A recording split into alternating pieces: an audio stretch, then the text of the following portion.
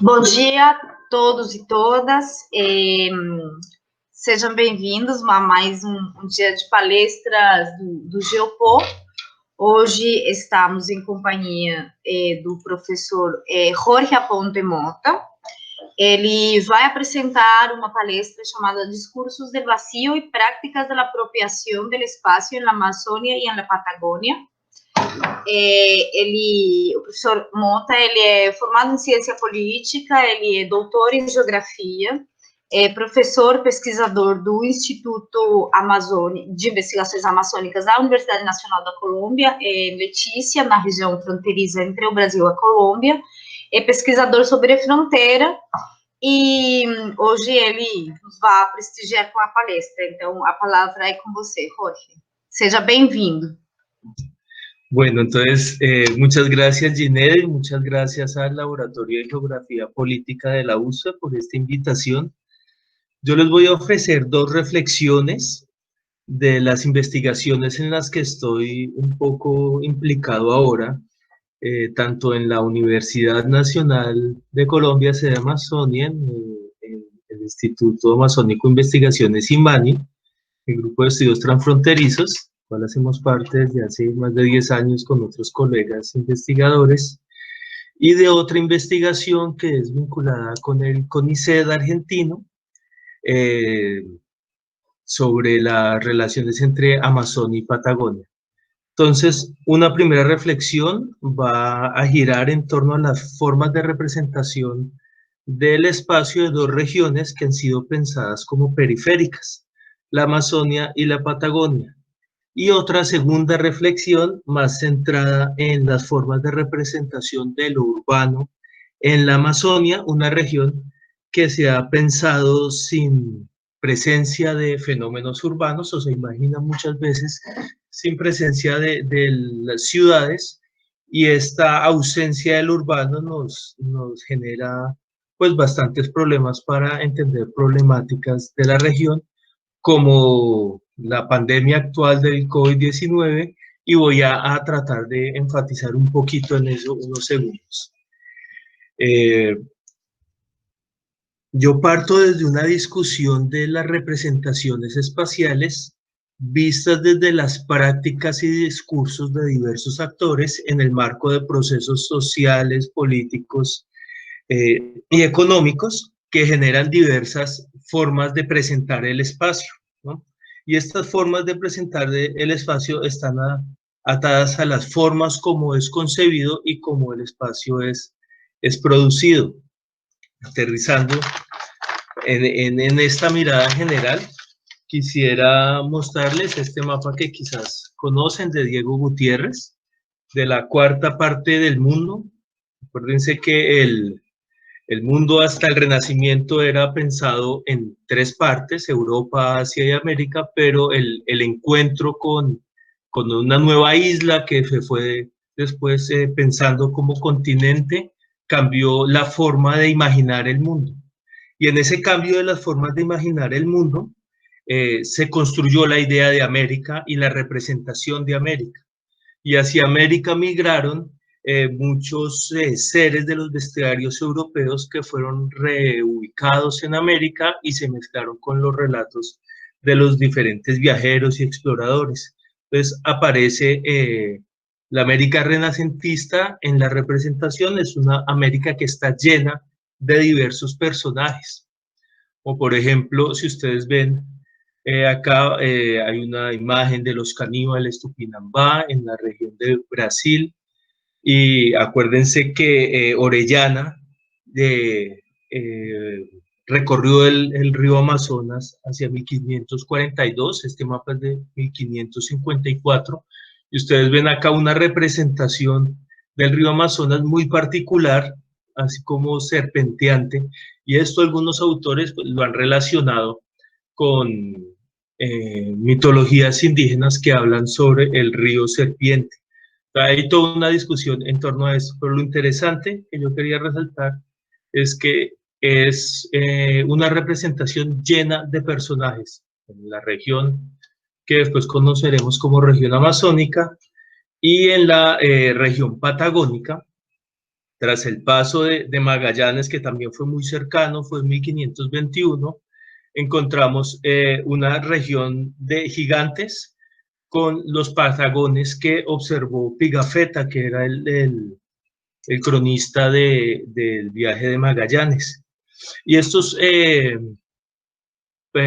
Patagones, estos gigantes salvajes, tienen una cosa bien interesante que he descubierto hace poco, es que son unos salvajes barbados. Y esta condición de salvajes barbados es la misma representación de los salvajes de los bestiarios medievales. Entonces ahí un poco se muestra esa transición entre los bestiarios medievales, la representación medieval y la representación renacentista de América como un espacio lleno. Y hay otro elemento que a mí me interesa mucho en la representación. Este es otro mapa de Yodocos hundidos. Tenemos también acá elementos medievales, las Amazonas, que las observará Carvajal también, el hombre acéfalo, y un elemento que me parece muy interesante es la idea del dorado, el vellocino de oro o el dorado es otro de esas mitologías que se importan de Europa hacia América y que adquiere relatos en diferentes partes del continente, y uno de ellos es en la Amazonia, donde se encuentra la ciudad del Dorado, que en ese momento podría ser la ciudad más grande del mundo. Eso dice acá en holandés antiguo. Lo interesante es que ese momento de imaginación urbana pone a Manoa por encima de cualquier ciudad europea posible, y es interesante cómo se pasó de eso a imaginar que tenemos un espacio no urbano. Y esta idea de la ciudad amazónica sigue estando en nuestras formas de imaginar la Amazonia, pero en el plano de las ciudades perdidas, más allá de los posibles hallazgos arqueológicos recientes, como las investigaciones de Neves y Heckenberger, que muestran como si evidentemente hubo una habitación densa y compleja del Valle Amazónico. Esto está hablando de otro plano de la representación, donde lo urbano en Amazonia está atado a civilizaciones perdidas. Vemos Indiana Jones y a Canis y todas estas ciudades, la ciudad perdida de Zeta, el geógrafo inglés famoso que desapareció en el Amazonas a inicios del siglo XX. Pero la imagen que tenemos hoy de Amazonia está más relacionada con la idea de un pulmón del mundo, un área no habitada que está en peligro, de la que hay que orar por ella, el pulmón del mundo en llamas, ¿no? Son imágenes que los incendios del año pasado nos trajeron recurrentemente, pero estas imágenes omiten algo que a mí me parece muy interesante, es que en pocas imágenes de las que vimos había gente quemándose. En los millones de hectáreas que se incendiaron el año pasado y que en los incendios anuales en la Amazonia hay las imágenes que nos refieren a la Amazonia, nos muestran una región sin gente que está en permanentemente peligro, y me parece que esta construcción de idea de vacío va en contra de la expresión física y pragmática de cómo es la Amazonia, que es una región con 40 millones de habitantes, según la Organización del Tratado de Cooperación Amazónica. Es una región con grandes ciudades que usted conoce bien, como Manaos, Iquitos también, que está sobre el 1.000.000 de habitantes, y otras más pequeñas, ciudades intermedias como Tefé, Coarí, pero otras de otras dimensiones fuera de Brasil. Y esto es un elemento bien interesante de pensar la Amazonia más allá de Brasil, y esto también nos implica pensar esa Amazonia urbana más allá de Manaus, que creo que es un error en la lectura urbana que tenemos de la Amazonia, y pensar en su complejidad. Esto me lleva al asunto del COVID y quería presentarles esta animación que hemos hecho en el marco de la Red Transfronteriza para el Combate de la Pandemia, que es una red que hemos tejido con diversas instituciones colombianas, brasileñas y peruanas, universitarias, asociaciones, grupos de investigación, para analizar el desarrollo de la pandemia del COVID. Y vemos acá cómo comienzan a aparecer en grandes ciudades, Manaos, después aparecen Iquitos, y comienza a haber una concentración, digamos, en el área metropolitana de Manaos. Vemos cómo rápidamente se concentra, y se comienza a concentrar también en el área de Iquitos, en la triple frontera, ¿no? Esta es en Tefé, miren Tefé cómo aparece grande, Cuari. Este es el número de casos reportados, San Gabriel de Cachoeira. Entonces, ven la importancia de ver en una lógica urbana la Amazonia, es que nos permite quizás entender el desarrollo de esta pandemia y la importancia de comprender los procesos de aglomeración, algo que muchas veces se olvida. Y yo creo que olvido, esta construcción de un espacio vacío, de un espacio verde, prístino, es una construcción que se hizo a lo largo del siglo XIX. La representación de lo amazónico en el siglo XVIII, muy atado a los intereses que los agentes coloniales tenían en el momento, destacaba el hecho urbano, y el hecho urbano en el marco de su trabajo colonial. Entonces, que es un mapa muy famoso de Samuel Fritz, que muestra sus actividades como misionero para la Orden de Castilla, entre diversos elementos que muestra, me quisiera resaltar este punto. Vemos acá encerrados en rojo los pueblos indígenas amazónicos deambulando como sin un lugar preciso para ser marcados, que están ahí como alrededor de las misiones, que es lo que está queriendo destacar Fritz, que ellos hacen misiones donde reducen indígenas, entonces tienen que mostrar muchos indígenas ocupando el mapa y muchas misiones, pues para poder justificar su trabajo ante la corona.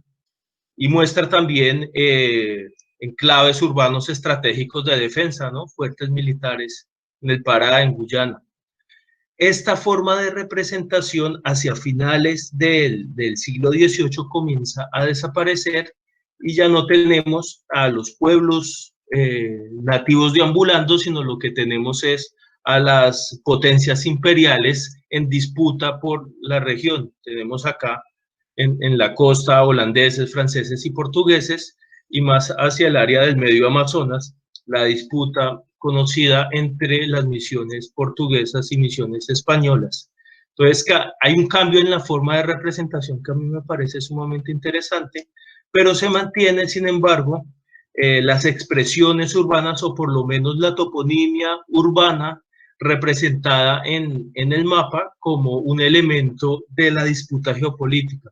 Entonces acá San Pedro y San Pablo, y acá un fuerte en el Río Negro, que lo que nos muestran son los puntos de avanzada de las coronas en la disputa territorial.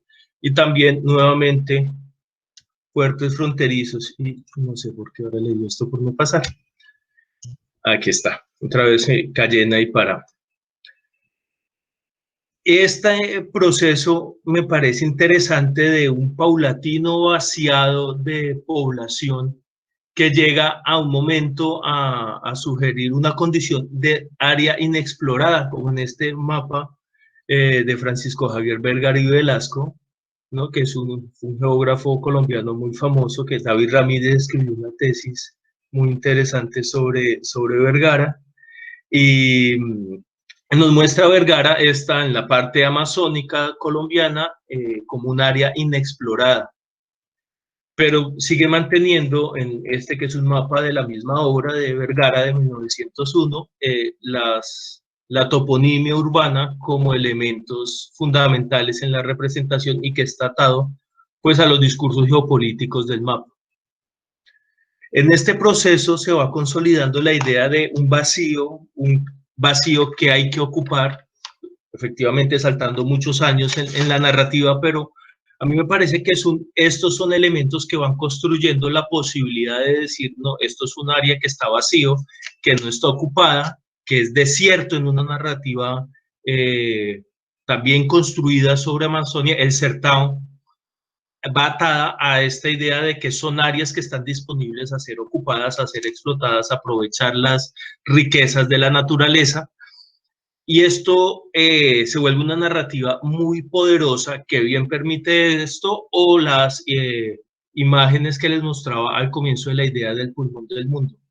Me parece que esta es una forma muy poderosa de ver la Amazonia, como se ha entendido la Amazonia, y que permite esa configuración actual. Y esta idea de ocupación del vacío, pues, permitió en gran parte una transformación urbana fundamental que rompió la articulación ribereña e insertó las carreteras en la producción física del territorio.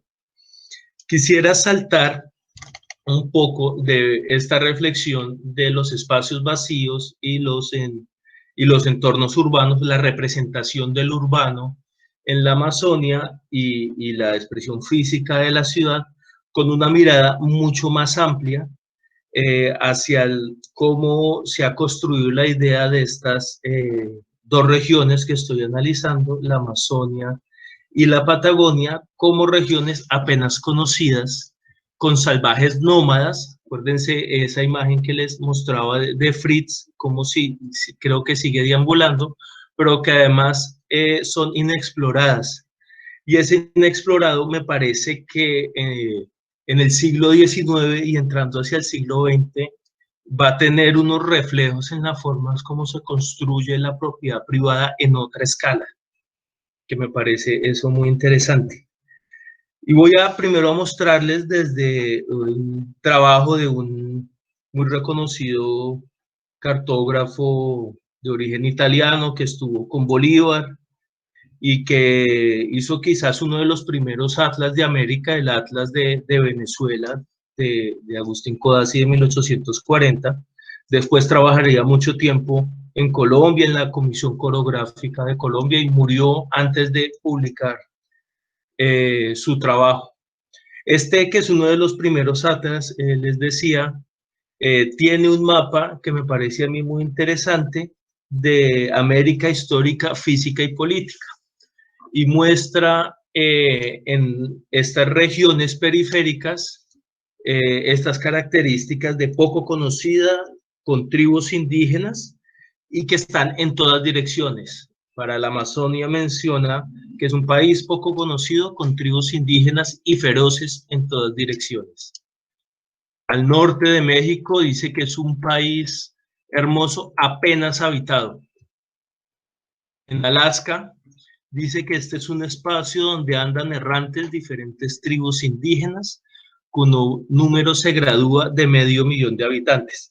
Ven que el elemento errante de los indígenas está ahí, y el elemento de la peligrosidad de los indígenas.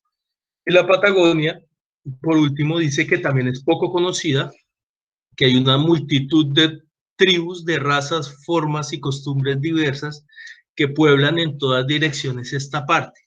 Me parece a mí que este elemento de que están siempre en todas direcciones, que son errantes, las tribus indígenas construyen una idea del nomadismo que rápidamente o con el paso del tiempo va generando una idea de que son vacíos, de que son espacios desérticos, del hecho de la condición nómada asociada a la construcción de la idea del salvajismo va quitando legitimidad a la propiedad y el uso de la tierra. Por dicho, va desbaratando la territorialidad de los habitantes locales, los pueblos indígenas, para construir otra territorialidad sobre esa que será las territorialidades estados-nacionales. Y eso me parece sumamente interesante, y que lo van haciendo todos los países. Les mostraba el atlas pionero de Codazzi, pero en este otro atlas de Martín de Demoucy, que es el primer atlas argentino de la Confederación Argentina, antes de que fuera república, nos muestra también un mapa de Sudamérica, y nuevamente se resalta en la característica de los pueblos que están ahí, los pueblos moluches, tehuelches, pero resalta la idea del desierto. Y el desierto no es porque este sea un desierto de arena, como tenemos en la cabeza la idea de un desierto, que dunas y arena, sino es un desierto más porque no está el pie civilizado, la idea de los sujetos civilizados controlando el territorio, sino que está desierto porque es inculto, no civilizado, salvaje y en esa medida deshabitado. En la construcción de la narrativa considero que se quita la condición humana a los pueblos originarios, los pueblos locales, y en ese acto es que se pueden realizar actos de apropiación del espacio, que es lo que después les explicaré cómo creo que se desarrolló. Entonces, aquí nuevamente, por alguna razón no lo presentó, pero era un poquito con más detalle esto que les mostraba, y era un detalle sobre este plano del territorio indígena y como también ahí se mostraba nuevamente la idea del desierto. Posteriormente, ya hacia 1879, ya avanzando en el siglo XIX, se sigue representando la Patagonia, pero aparece esta inscripción que me parece interesante, de territorio inexplorado. Me parece que dialoga bastante bien con este mapa que les mostraba de Vergara y Velasco, donde esta idea de lo inexplorado se repite. Y a mí me parece que hay un tránsito, por lo menos interesante, de la construcción del vacío, del desierto, del sertão, del infierno verde, ¿no? Esa construcción de los espacios periféricos malsanos. Hay un cambio de zona inexplorada a desierto, creo que hay un cambio, y acá de plano ya desaparecen los pueblos indígenas, están territorios que hay que explorar y controlar de alguna medida por los estados nacionales. Y ese acto de control creo que se da a través de la construcción de la propiedad privada, y en ese acto de la construcción de la propiedad privada creo que es muy importante el trabajo que hacen agrimensores y topógrafos y geógrafos en campo, en un doble trabajo bien curioso que es funcional a la construcción de la idea del Estado Nacional, a la construcción de la idea del territorio nacional, pero al mismo tiempo en la construcción de territorios privados. Acá les muestro primero el trabajo de campo de José de Ladario, un esbozo del río Amazonas. Este es todo el diario de Ladario, esto está en la Biblioteca Nacional en Río, y este es el diario de campo, y este es como el resultado del mapa ya terminado de la demarcación, de la delimitación de la frontera peruano-brasileña a partir del Tratado de 1851, que fue fundamental porque fue el que definió el tránsito sobre el canal del río Amazonas, y definió la frontera entre Brasil y Perú, lo cual afectó los intereses de Colombia y Ecuador, porque quedó el canal del río Amazonas dividido en esas dos soberanías, peruano y brasileño. Fue un tratado fundamental en la definición de las fronteras internacionales del Alto Amazonas. Por lo que me interesa acá resaltar es que en este momento del siglo XIX, ustedes saben, está toda la economía cauchera de la borracha en pleno auge, y este trabajo de delimitación creo yo que se superpuso a todo el proceso de la economía extractiva. Entonces, un elemento acá de la presencia nuevamente del urbano en clave geopolítica de la definición de los límites con alta precisión, ¿no? Me muestra grados, minutos y segundos exactos de donde está Tabatinga. Pues, esto es consecuente con un trabajo topográfico de definir el mapa nacional y los límites del Estado. Pero este otro elemento es el que me parece interesante, que es otra lógica de construcción de territorio, y está atado a la propiedad o el control de Siringales. Alexandre Neves,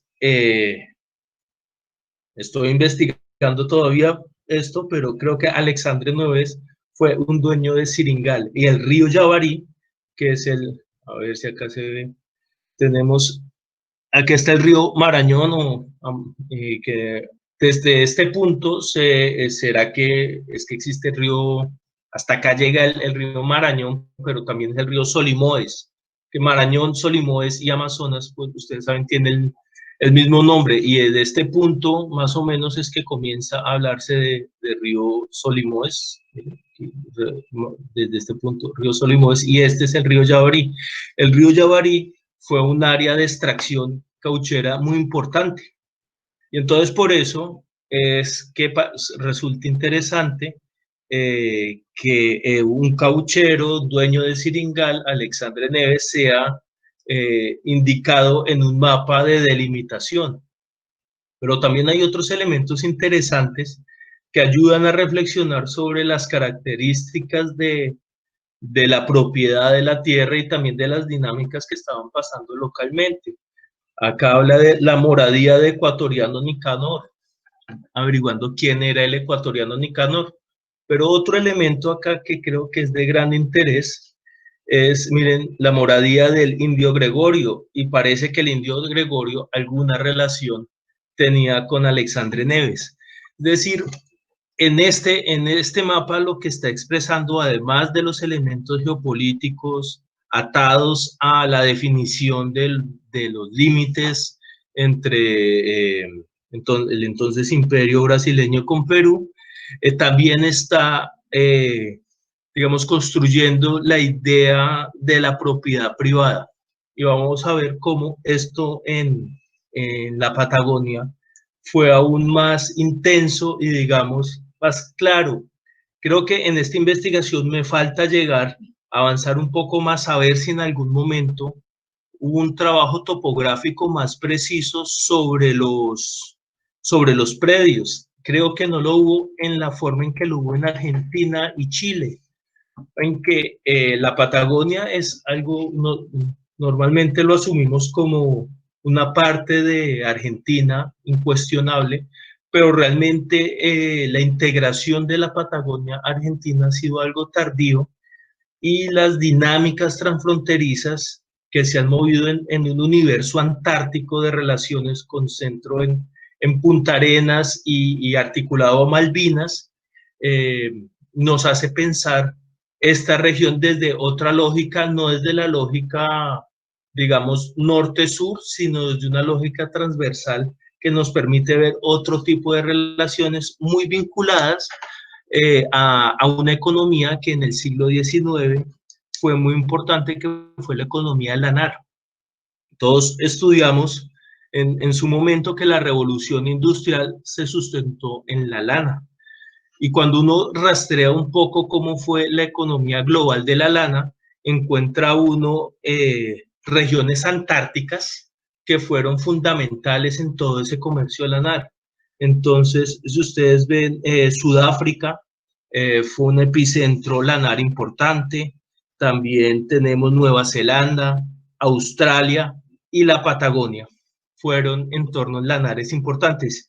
Y esto los ata todo, que además de ser un circuito de circulación antártico, tenemos al imperio inglés controlando todas estas regiones, y eso nos explica mucho de por qué los ingleses estaban metidos en Malvinas, que a uno le parece rarísimo, que tiene que haber Inglaterra con Malvinas, y por qué hicieron tanta cosa y guerra y todo por unas islitas por allá en la Patagonia. Y es que estaba atada a todas estas economías del siglo XIX, y bueno, después petróleo y estas cosas, pero de dónde aparecen los ingleses ahí en Malvinas está atado a estas economías.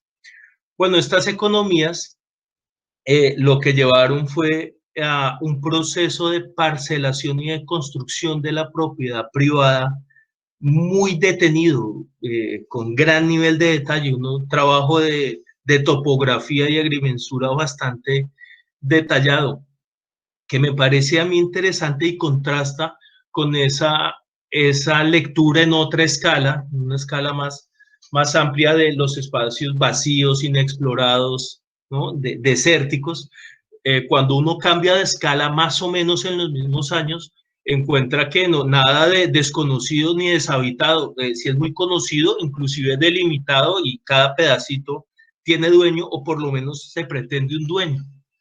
Y acá hay algo interesante para entender esos procesos, cómo se van definiendo estos espacios privados, es esta figura que aparece acá de cacique mulato. Y parece ser, es una de las cosas que estoy explorando, cuál fue la relación entre ciertos líderes de los pueblos locales que negociaron de alguna forma con los agentes nacionales y los misioneros en su momento y fueron cambiando, fueron volviéndose hacendados, fueron volviéndose dueños de parcelas de tierra en negociación con estos otros agentes. Que entender la transformación de un territorio pasa por entender la acción de los diferentes agentes. Entonces, y esto sigue repitiéndose mucho en Argentina y Chile, y vemos cómo por ejemplo, que es también un plano topográfico de una comisión de límites entre Argentina y Chile, estaban bastante preocupados por el asunto de cómo hacer presente la propiedad privada. Entonces tenemos acá el límite más o menos trazado, y vemos aquí unos recuadros que van identificando de quién es cada parcela. Entonces la idea de que es inexplorado y de que no se tiene dueño, de que es desierto, desconocido, deshabitado, pues es válido en un discurso, en una escala, pero difícilmente se sustenta en otra escala. Pero me parece que hay un elemento acá que sigue jugando. Me parece interesante en este mapa de 1928, donde vuelve y aparece otra vez la inscripción inexplorado. Y esto me refuerza la idea que inexplorado y desértico, o certado en versión amazónica, o en versión brasileña mejor, no es exactamente lo mismo. Me parece que el inexplorado hace ya en el 19, que se va como consolidando en el siglo XIX tardío, y en el siglo XX aparece más sólido, está ligado con la definición de la propiedad privada. En cambio, la categoría certado o desierto está más asociada a construir la idea de que ahí no hay nadie y que los pueblos que están ahí son parte de la naturaleza del lugar. Acá está en un cambio digamos, de los mecanismos de apropiación, en que lo inexplorado implica una indefinición de la propiedad privada, más allá de que sea desierto o no. Estas son pues reflexiones en las que estoy. Un poco lo mismo sucede en Argentina, que hicieron esto que me parece sumamente interesante, y casi que les pregunto si saben si en Brasil se hizo algo así. En Colombia de plano esto no se hizo. Es un plano catastral de 1901, es un atlas entero, es grandísimo. En 1901, de todo el país. Esto es una cosa impresionante. Esta es una de las planchas más, digamos, en la zona central. Esto es por Rosario, pero acá en la Patagonia también, esto es en Tierra del Fuego. Acá una propiedad muy interesante que de un misionero, y esto es, digamos, donde estoy trabajando ahora, que es el departamento de Santa Cruz, la provincia de Santa Cruz hoy, y cómo se dieron esos procesos de parcelación en la zona fronteriza entre entre Argentina y Chile, y cómo se dieron esos procesos de construcción de la propiedad privada hacia acá, hacia la región fronteriza. Y acá se ven pues los dueños de las parcelas, y todas estas son parcelas por asignar, muy cuadriculado todo, y acá vemos uno de esos planos de Punta Arenas. Este es bien interesante, este señor, perdón, este no es de Punta Arenas, es de la región de Santa Cruz que estoy trabajando. Este señor Alberto Lafrancois fue un delegado del Estado Nacional para definir las tierras del departamento de Santa Cruz, para definir y fue enviado para hacer los mapas patagónicos de Argentina. O sea, fue un emisario estatal. Y él paralelamente trabajaba como agrimensor para los dueños de tierras. Entonces jugaba este doble rol. Y acá nos muestra en este mapa, que me parece a mí sumamente interesante, la disputa por la tierra. Tenemos las áreas que están en rojo, en rosado, son áreas que están en propiedad, y están en propiedad, curiosamente, de grandes estancieros. Estancieros es el fazendeiro, sería en portugués. La compañía explotadora de Tierra del Fuego, que es una compañía que sigue hoy vigente y es muy poderosa. De hecho, es parte de una familia poderosa, que es la familia Brown, que inclusive hoy en día el ministro de Economía, si no estoy mal, del presidente anterior, de Macri, era parte de la familia Brown, dueña de la compañía explotadora de Tierra del Fuego, y son los grandes propietarios aún hoy en día de grandes estancias en la Patagonia Argentina. Pero fue una empresa que curiosamente surgió en Chile y fue mudándose a Argentina, y hay unas alianzas muy interesantes entre élites empresariales patagónicas que establecen unas relaciones muy curiosas con los dos estados, tanto Chile como Argentina, en pro de fortalecer su poder económico y su economía lanera estanciera. Y vemos entonces, ellos son uno de los grandes propietarios, y que muchas de estas otras parcelas en propiedad bien pudieron ser de testaferros de la sociedad explotadora del Tierra del Fuego, mientras estas otras áreas que están en azul son áreas que están en arrendamiento, o que no está definida la titularidad de la tierra, que la va otorgando el Estado. Y me parece interesante destacar dos cosas. Hay áreas que están en terrenos de sucesión. Entonces, miren, hay un tema interesante con los derechos de la propiedad en la sucesión. Cuando mueren los dueños del título, no entra en la herencia, sino entraba otra vez a ser terreno público. Esto varía por los años, pero es un tema por investigar. Pero este me parece absolutamente destacable. La tribu Tehuelche, esto eran los habitantes originarios de la Patagonia, y en el marco de un discurso de construir su desaparición, que la antropología tuvo mucho que ver con esto, el último Tehuelche. Hay muchos libros sobre el último aborigen descubierto, y en Amazonia este discurso también es reiterativo, y en el marco de ese discurso terminan reconociendo una pequeña parcela como un refugio donde se pueden ubicar los tehuelches, un poco para que no molesten, y ese es el pedacito que se deja a los tehuelches. Acuérdense que unos mapas antes les estaba mostrando una parcelita dejada al cacique mulato.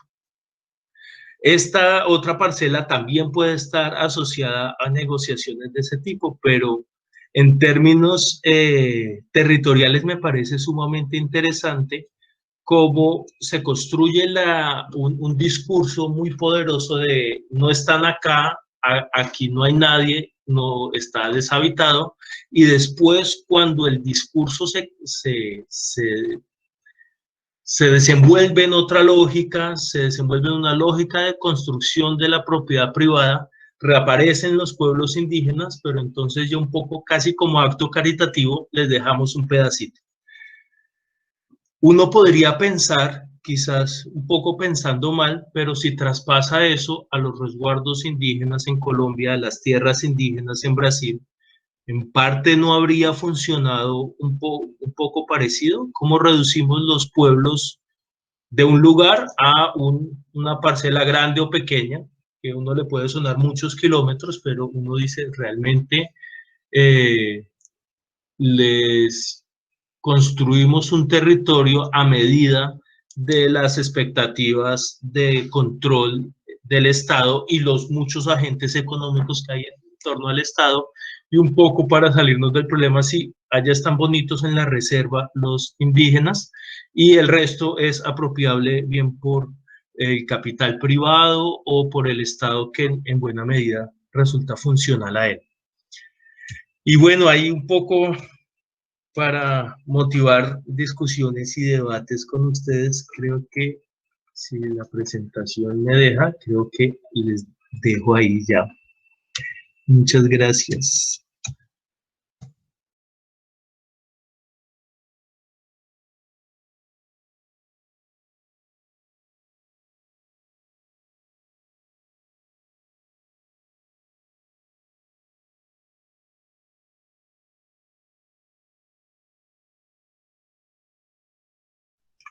No, Bruno, no sé exactamente de ese proyecto que mencionas, sionista en la Amazonia, pero en general a mí sí me parece interesante que en las representaciones cartográficas, que es el camino que yo he escogido, puede leer uno entre líneas los discursos de unos agentes que representan el territorio. Los mapas no son mudos, los mapas representan intereses. Y aquí creo que uno de los intereses que se hace evidente es justamente eso que me parece interesante, esa expresión que usas de territorios indignos, de cómo la producción del espacio y su representación tiene en un camino presentar que ahí no hay nadie, que simplemente lo podemos apropiar en Siringales, mostrado en su momento, pero también es que esa reflexión se puede actualizar a lo que se vive hoy, a las tensiones contemporáneas. ¿Cómo podemos decir en un lugar que vamos a hacer una gran hidroeléctrica y no tiene ningún impacto? Y sabemos que están los pueblos indígenas en el Chingú, ¿no? Están ahora justamente en esas discusiones, y pues ahí están los pueblos, y por qué hay una narrativa que dice que ahí no hay nada. Me parece que es una construcción de unos actores poderosos que se expresan en la cartografía en diferentes momentos con diversos intereses que construyen esa idea de que ahí no hay nadie. Me parece que ese juego escalar que evidencio acá nos permite leer esto en otras regiones. Estoy seguro que si uno hace un ejercicio similar al que estoy haciendo para Patagonia de forma detallada en la Amazonia contemporánea, también tiene uno las mismas tensiones, por lo menos los solapamientos entre las áreas que reclaman las tierras indígenas reclamadas por pueblos indígenas y las tierras que reclaman, digamos, mineros o eh, madereros o esto. Pero ese proyecto puntual sionista que mencionas en Amazonia no lo conozco. Pero me parece interesante, no conozco eh, bien las cartografías que pueda haber hecho el Estado de Israel sobre la situación palestina, pero muy posiblemente si lo que mencionas es plenamente válido, que construyan una narrativa sobre cómo los palestinos no utilizan ese espacio, no lo aprovechan. Es muy posible que haya una narrativa de estas en la cartografía.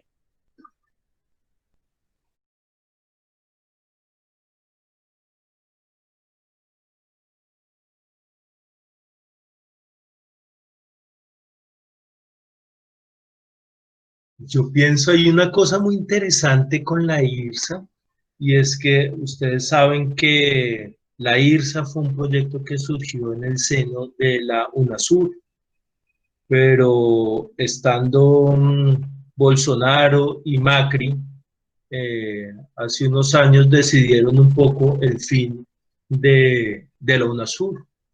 Y fue tremendamente sorprendente y sigue siendo tremendamente sorprendente porque fue un proyecto que, pese a todas las críticas que pueda tener, tenía una mirada regional bastante compleja, que tenía unas caras económicas neoliberales, y sí, en parte estoy de acuerdo contigo en que el modelo de desarrollo realmente no se ha cuestionado, no se cuestionó en los 12 o 15 años de gran importancia de los gobiernos de izquierda. Sí hubo una redistribución social, más o menos, que permitió unos cambios en Brasil, pues que ustedes conocen muy bien: acceso a educación ampliada, salud pública, cosas realmente muy importantes que en estos últimos años pues se han visto decaer, pero sí amparado en un modelo de desarrollo que a la larga no fue tan profundamente cuestionado ni en Brasil, ni en Bolivia, ni en Ecuador. Entonces ahí hay una discusión y que hoy está en debate.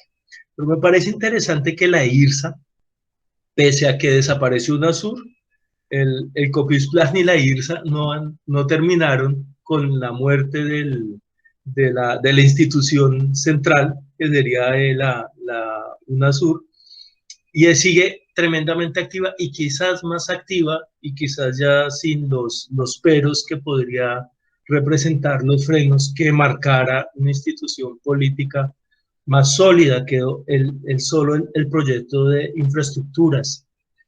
Y me parece que ese proyecto de infraestructuras dialoga bastante bien con la dinámica urbana que se genera. Posiblemente no sea directamente relacionada con el proyecto de infraestructura, sino con las dinámicas económicas que se están generando en la región fronteriza que estás estudiando. Y si uno ve, hay muchas regiones fronterizas donde el impulso de dinámicas económicas locales o la expectativa de grandes infraestructuras generan incrementos en el número de habitantes.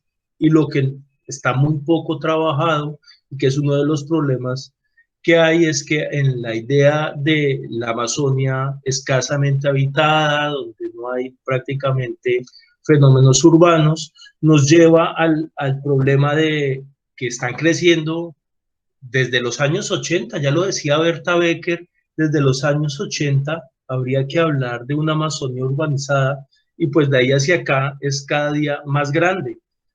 Y entonces eso hace que nos olvidemos de comprender cómo son esas dinámicas de esas ciudades, y habría que ver qué otros elementos económicos se están moviendo en Puerto Maldonado. Creo que tiene que ver mucho madera, si no estoy mal, en Puerto Maldonado, y minería, gran minería.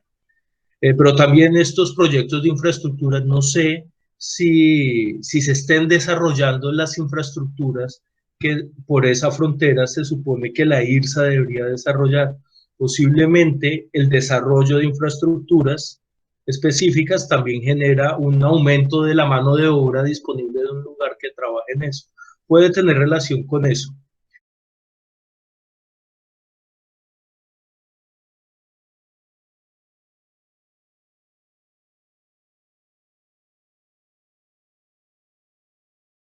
Yo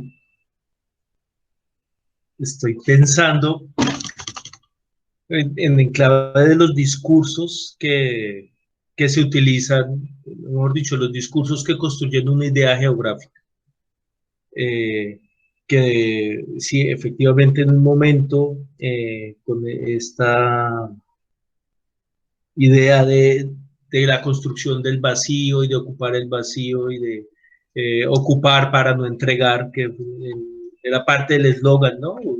Brasileño muy fuerte. Pues son parte de los discursos que se construyen. Lo que parecía interesante de traer acá es que entender esto implica también, pues, entender esto en procesos más amplios, implica entender que hay imaginarios que tienen larga data de construcción.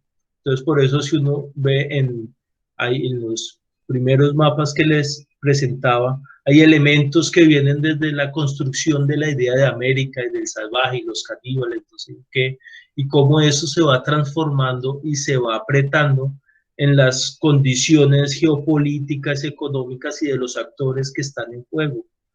Y ahí me parece interesante articular la Amazonia, que hay una cosa que llaman el nacionalismo metodológico, que es un problema que uno, especialmente los que investigamos en fronteras, nos afecta mucho porque vemos es lo que ocurre en nuestro país o el país del cual somos y difícilmente nos cuesta ver lo que pasa al otro lado. Entonces muchos estudios de Leticia y Tabatinga, que he estado como varios años en eso, estudian Leticia y Tabatinga ni siquiera pasan a mirar qué hay por allá.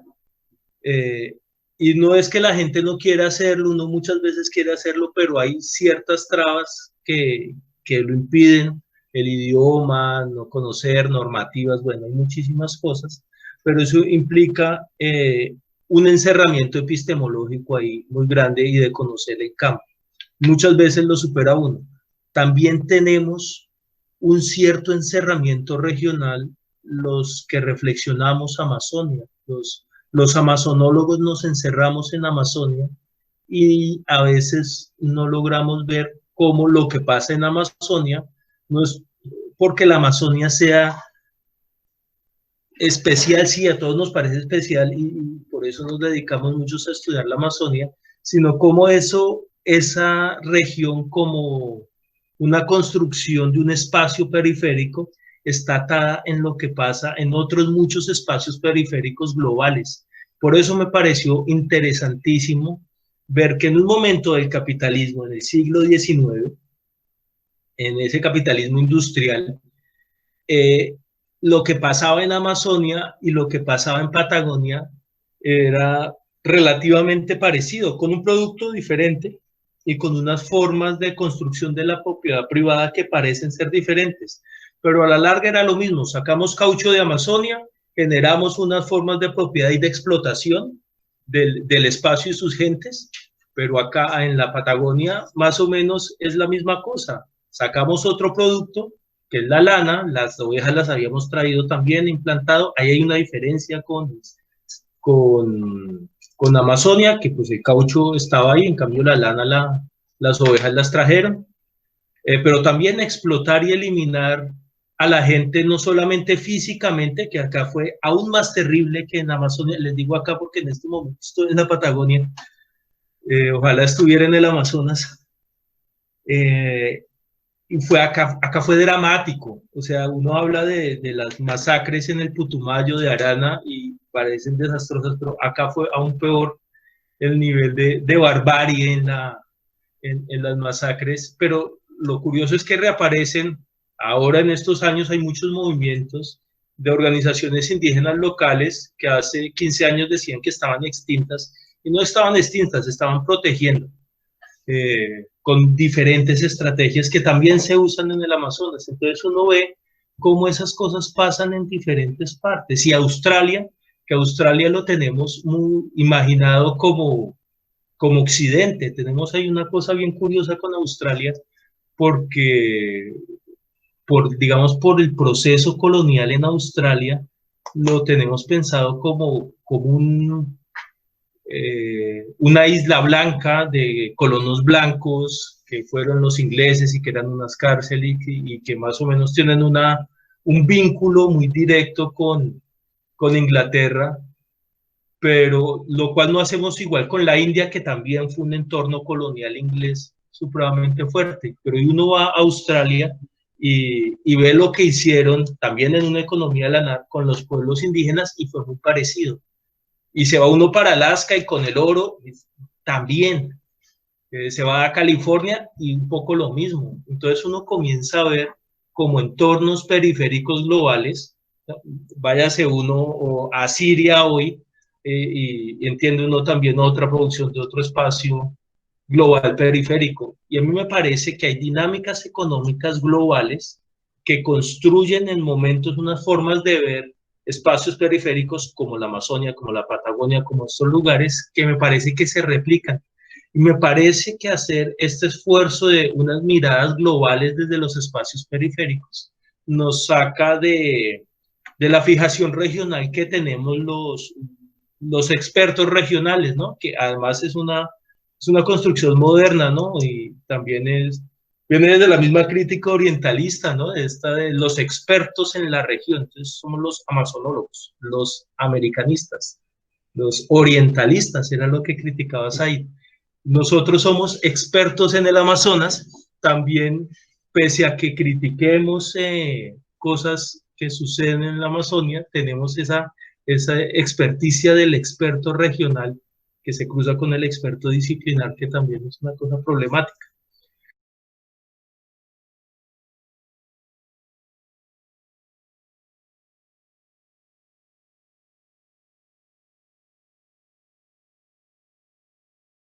A mí una cosa que me parece a mí sumamente interesante y que se repite, y creo que en todos los países más o menos pasa lo mismo, cuando se piensa el Estado desde el centro y las formas de actuar del Estado desde el centro hacia la periferia, se piensa la periferia con todos sus problemas, y mejor dicho, la periferia es un problema. Entonces siempre hay que llegar de nuevo, hay que ser el primero en llegar. Entonces está esta idea, ¿no? En Colombia, de la Colombia profunda, y que nunca el Estado ha llegado allá, y que siempre todos los proyectos es volver a hacer todo de nuevo. Pues siempre es con un discurso de pobrecitos, pobre gente, y están en el medio de la selva, y entonces esto sirve para justificar, como ustedes son pobrecitos, les llevamos un programa, me acuerdo de estos que había de los programas de agricultura que les enseñaban a sembrar yuca a los indígenas, y les llevaban semillas de lechugas. Entonces, y era un desconocimiento absolutamente total de las prácticas agrícolas locales, de lo de las chagras y todo esto, y a llevar otro tipo de cosas que no tenían nada que ver con lo que la gente come. Y entonces la idea de tener, que está muy atado también digamos, a los discursos del desarrollo, pero que además también están atados a cosas más atrás, que está con la idea de la civilización y de ser los primeros. En el Putumayo hay cosas, me acordé ahorita de Rafael Reyes, y en las memorias de Rafael Reyes, él decía que era el primer civilizado en pisar las playas de una ribera ahí en el Putumayo. Y uno ve cuál es el primer civilizado o el primer humano, algo así decía, y luego está hablando de los pueblos que se encontró.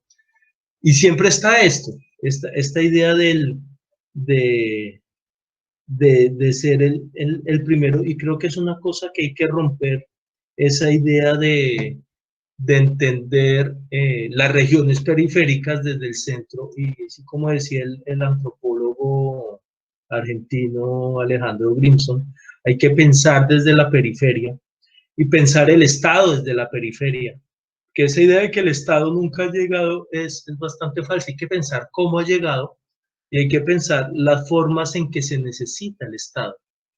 Es decir, no se necesitan, yo creo que en Colombia el Estado, más Estado en cara de vamos a seguir fumigando, que es una de las estrategias actuales, de vamos a recuperar las fumigaciones porque el problema de la coca es muy grande, y ni le preguntamos a la gente local de cómo es que quieren trabajar con eso, y les fumigan a esos territorios. No queremos el Estado en más fuerza pública, que ha habido montones en el Putumayo. No queremos el Estado como máquina de guerra, que sí queremos el Estado para construir sistemas de salud sólidos. Bueno, quizás ahí en esta coyuntura, quizás ese Estado sí estaría bueno, como llegar a ver cómo se construye desde lo local. Y ahí me parece interesante, según te entiendo, tú vienes de la antropología aterrizando en la geografía, ¿no? Y sería interesante ahí indagar en esas formas que desde la geografía se ha pensado el espacio más allá de un escenario donde ocurren las cosas, sino que ese espacio es construido en todos esos procesos con la gente y desde ahí, desde esas formas de producir y resistir en el espacio, pues se pueden generar otras formas de acción estatal.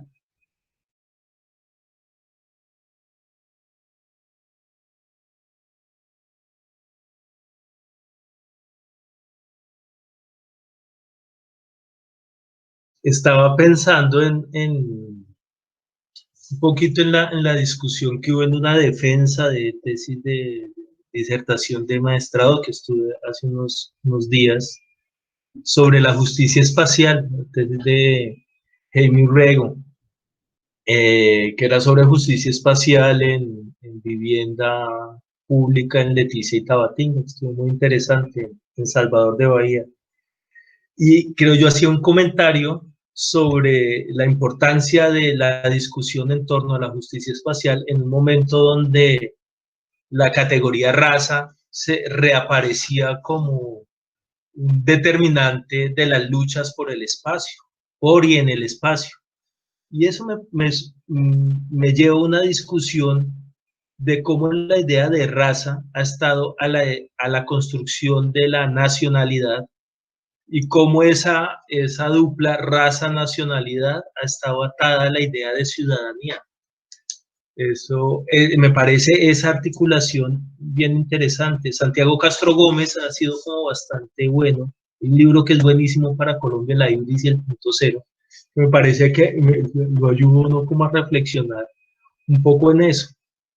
Y lo vemos en Estados Unidos, y ustedes me corregirán si en Brasil se está leyendo también un poco de la misma forma, y es la idea en Estados Unidos de una nacionalidad blanca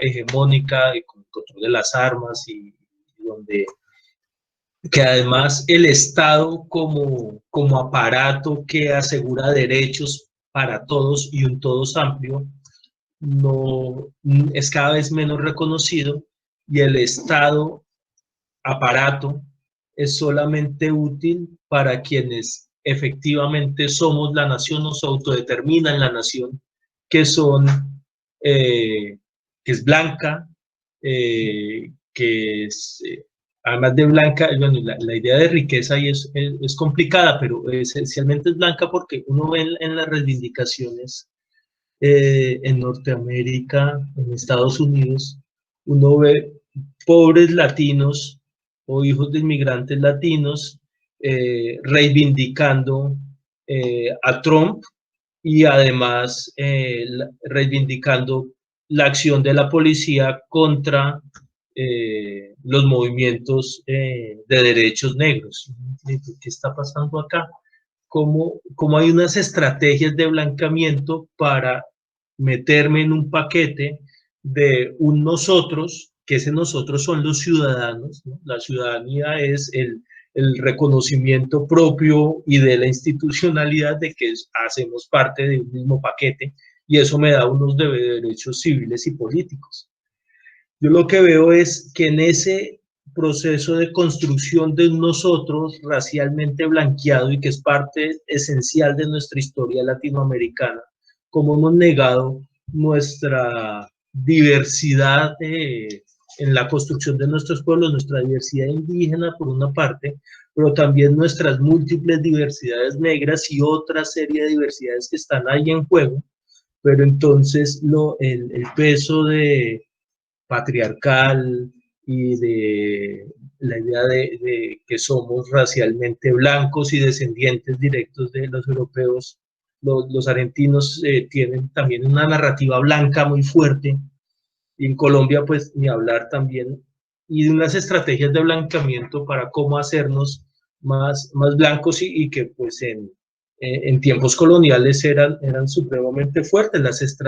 Todo esto que estaba inclusive hasta normado qué te hacía o no te hacía un criollo verdadero, y esto afectaba los derechos de herencia, cosas supremamente graves, lo que siguen graves en términos de la lógica de la propiedad, lo que yo creo que siguen jugando en el plano de la ciudadanía, donde estabas en la reflexión, Ginette, porque esto nos está marcando hoy quién tiene derecho a ser ciudadano en términos de tener derecho a la ciudad, atando otra vez con las reflexiones del Lefebvre y volviendo al lugar, porque es que estas ciudades de la periferia, hiperconcentradas, como hablábamos hace un momento sobre la frontera de Brasil con Perú y Bolivia, que están creciendo, son ciudades donde no hay, sus habitantes no tienen derechos sobre el espacio que habitan. Es decir, no son ciudadanos, por un lado, pero también está esta ciudadanía que se está construyendo, donde realmente el derecho a elegir en el marco de una democracia representativa está poniéndose cada vez más en duda. O sea, hay un cambio también, creo que muy profundo, entre la construcción de ciudadanía y los derechos políticos y la representación en el marco de la democracia representativa. El golpe en Brasil, el golpe en Bolivia, pese a que tiene otras capas de tensiones de la política local, lo que está evidenciando es que la democracia representativa no está funcionando de alguna forma, y la ciudadanía y el ejercicio de la ciudadanía como acto político tampoco está funcionando. Y lo vemos no solamente en esos lugares, sino lo vemos con el fraude en Colombia, en las elecciones pasadas, y que está ahorita en pleno tema de discusión a 2 años de las nuevas elecciones presidenciales, y donde lo más posible es que vuelva a pasar.